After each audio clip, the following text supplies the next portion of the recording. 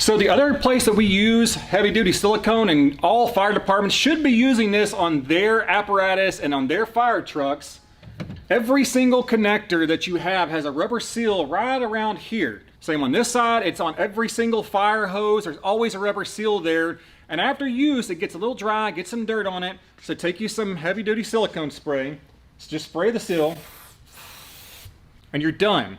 That way when you make connections, it'll slide together, it'll seal a lot easier, a lot quicker, and if you've ever put some fire hoses together and you've charged the line, you see some water spraying out that connection, you gotta go over there and really hammer it down to get that water to stop. This will prevent that and it'll eliminate that if you'll actually use it. About once a month, spray all the seals down and you'll be good to go. Now, really, really nasty seals, you need to pull the seals out of the retainer and actually wipe them down, clean them off, and then re-lube them with silicone spray to save your connector. The connector never goes bad. It's always the rubber seal. So if you're replacing this stuff because it's leaking, just clean the O-ring, lube it. And in extreme situations, if you haven't been lubing your seals for a while, then you'll replace it with a new O-ring, get a bottle of this stuff, and this will prolong the life exponentially. You'll be surprised.